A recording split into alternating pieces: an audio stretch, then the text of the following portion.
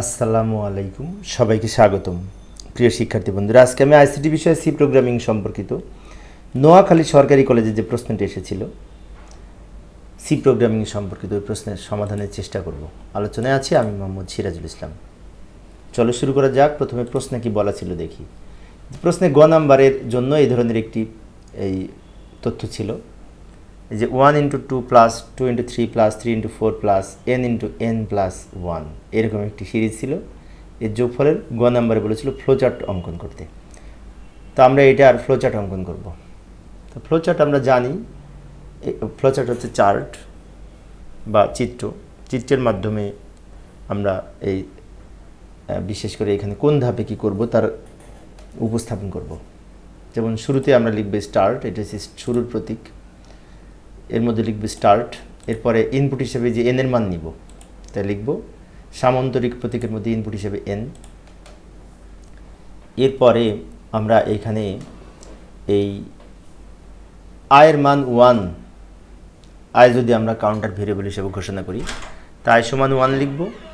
আর যোগফল নির্ণয় করার পর যোগফল যদি সামের মধ্যে সংরক্ষণ করি তাহলে লিখব সাম সমান 0। এই যে আই সমান 1, সাম সমান 0 দুইটা ভেরিয়েবল নিলাম। আই হচ্ছে কাউন্টার ভেরিয়েবল আর সাম সমান 0, সাম হচ্ছে এখানে যোগফল রাখার জন্য নির্ধারিত ভেরিয়েবল।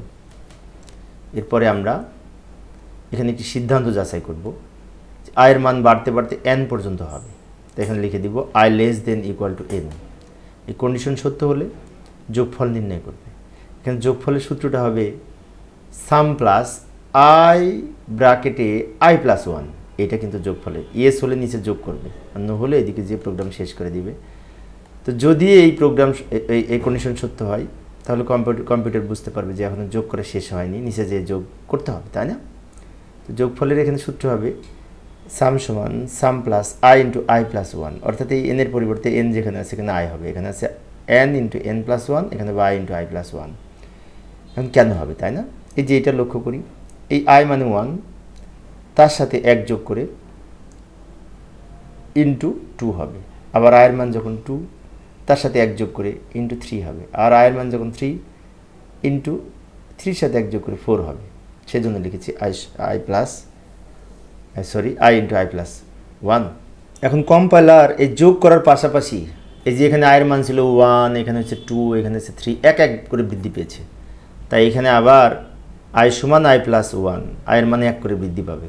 এটা কাউন্টারটা আপডেট করে নেবে, নেওয়ার পরে আবার এই দিক দিয়ে ফিরে যেয়ে ওখানে কন্ডিশন যাচাই করবে, দেখবে আয়ের মান বৃদ্ধি করার পর এই কন্ডিশন সত্য কি না। সত্য মানে কি এখনও যোগ করা সম্পন্ন হয়নি, তাই না? n-তম সংখ্যা পর্যন্ত শেষ হলে তবেই না যোগফল শেষ হবে। যতক্ষণ এই কন্ডিশন সত্য হবে ততক্ষণ যোগফল নির্ণয় করবে, আবার আয়ের মান 1 বৃদ্ধি করবে, আবার এখানে ফিরে যাবে। এই লুপটা ততক্ষণ পর্যন্ত চলতে থাকবে যতক্ষণ পর্যন্ত n-তম সংখ্যা পর্যন্ত যোগফল সম্পন্ন না হবে। তারপরে n-তম সংখ্যা পর্যন্ত যখন যোগফল শেষ তখন এই সামের মান ডান দিকে যে প্রিন্ট করে প্রোগ্রাম শেষ করে দিবে। যখন যোগফল শেষ তখন এই কন্ডিশন নো হবে, কারণ আয়ের মান বড় হয়ে গেলেই কন্ডিশন নো হবে। তখন কম্পাইলার বুঝতে পারবে আমার যোগ করা শেষ, তখন ডান দিকে এই যে সামের মান ফাইনালি যেটা হবে সেটা প্রিন্ট করে ফলাফল প্রিন্ট করে প্রোগ্রাম শেষ করবে এন্ড দিয়ে। এইভাবে আমরা ফ্লোচার্ট অঙ্কন করতে পারি। আবার উদ্দীপকে ফিরে যাব। উদ্দীপকের এই ঘ নাম্বারে বলেছিল এই সিরিজের সি প্রোগ্রাম লিখতে।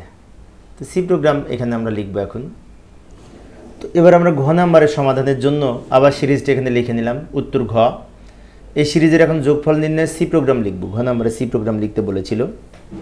তো সি প্রোগ্রাম মূলত একটি উচ্চতর প্রোগ্রামিং ভাষা। প্রথমে আমরা একটি হেডার ফাইল যুক্ত করব, বিশেষ করে ইনপুট আউটপুট হেডার ফাইল। এই যে ইনক্লুড stdio.h, এটা হচ্ছে standard input output header file. এটা যুক্ত করার পরে মেইন ফাংশন দিয়ে প্রোগ্রাম স্টার্ট করব এবং ওপেনিং কার্লি ব্র্যাকেট দিব। এটা নিচে দিলেও হতো, আমি ডানে দিলাম জায়গা সেভ করার জন্য। এরপর এই সংখ্যাগুলো কিন্তু সব পূর্ণ সংখ্যা। পূর্ণ সংখ্যার জন্য ইন্টিজার টাইপ ডেটার জন্য ডেটা টাইপ হিসেবে আমরা এখানে একটি কিওয়ার্ডের নাম লিখব। তো কিওয়ার্ড এখানে আইএনটি লিখব, কারণ এগুলো পূর্ণ সংখ্যা সেই জন্য। তারপর একটা স্পেস দিয়ে আমরা এখানে 3টা ভেরিয়েবলের নাম লিখব। প্রথমে এই এন হচ্ছে ইনপুট ভেরিয়েবল, এনের নাম লিখলাম, তারপর কমা দিব। এরপরে আই হচ্ছে কাউন্টার ভেরিয়েবল, আয়ের মান আমরা 1 ইনিশিয়াল করে দিব, যেটি দিয়ে শুরু হবে সেটি আয়ের মান। এবং এইগুলি এই আয়ের মানগুলি যোগ করে যোগফল রাখার জন্য সাম নামে আরেকটি ভেরিয়েবল নিলাম, যার মান 0 ইনিশিয়াল করে দিলাম। সাম সমান 0 ইনিশিয়াল করতে হবে, কারণ যোগ করার পূর্বে এর মান 0 হবে। এবার এনের মানটা ইনপুট নেওয়ার জন্য আমরা ইউজারকে একটি মেসেজ থ্রো করব প্রোগ্রামের মাধ্যমে।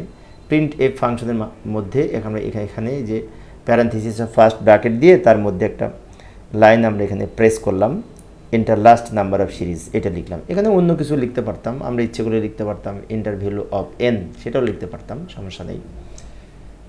এই লাইনটা লেখার অর্থ হচ্ছে আমি প্রোগ্রামটা যখন রান করব তখন এই লাইনটা দেখা যাবে। প্রিন্ট এফের মধ্যে যা লিখি সেটা দেখা যায়। প্রিন্ট এফ হচ্ছে সি প্রোগ্রামের একটি আউটপুট ফাংশন, যার মাধ্যমে মনিটরে প্রদর্শনের জন্য এই প্রিন্ট এফ ব্যবহার করে থাকি।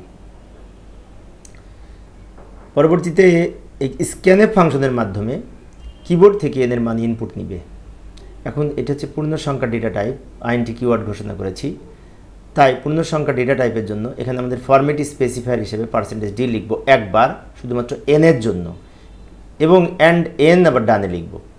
অর্থাৎ স্ক্যানএফ এখানে স্ক্যানএফ হচ্ছে ইনপুট ফাংশন, যার কাজ হবে কিবোর্ড থেকে একটি পূর্ণ সংখ্যা ডেটা ইনপুট নিয়ে এন নামক চলকের মধ্যে সংরক্ষণ করা।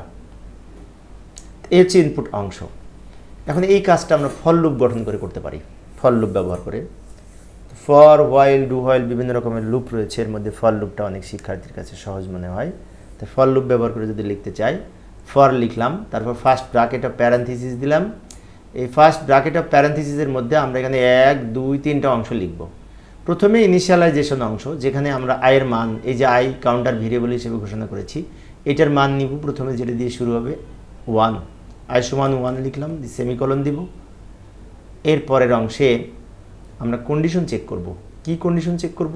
আয়ের মান বাড়তে বাড়তে বাড়তে বাড়তে n পর্যন্ত যাবে, তাই আমরা এখানে লিখে দেব i less than equal to n, মানে আয়ের মান n এর সমান হলেও সত্য অথবা n এর ছোট হলেও সত্য। এখানে i less than equal to n মানে আয়ের মান হয় ছোট হবে অথবা সমান হবে, এটি বোঝায়। এই কন্ডিশন যতক্ষণ সত্য হবে ততক্ষণ এই যে আয়ের মানে এক করে প্রতিবার বৃদ্ধি করবে এবং নিচে যে যোগফল নির্ণয় করবে। যোগফলের সূত্র হচ্ছে সাম সমান সাম plus i into i plus 1, এই যে এইটা কিছুক্ষণ আগেও বলেছি, এই ধরনের সিরিজের যোগফল নির্ণয়ের সূত্র এইটা হবে। এই যে সাম সমান 0 লিখেছে না, এই 0-র সাথে যোগ হবে i মানে 1 ইন্টু 1-এর সাথে 1 যোগ করে 2, আবার তারপরে যে মানটা পাবো তার সাথে যোগ হবে আয়ের মানে এখানে 2 ইন্টু 2-এর সাথে 1 যোগ করে 3, সেজন্য লেখা হয়েছে i into i plus 1। n এর পরিবর্তে আমরা এখানে i লিখেছি। এইভাবে যখন যোগফল সম্পূর্ণ হয়ে যাবে n-তম সংখ্যা পর্যন্ত, তখন কি করবে? ফলাফল প্রিন্ট করবে।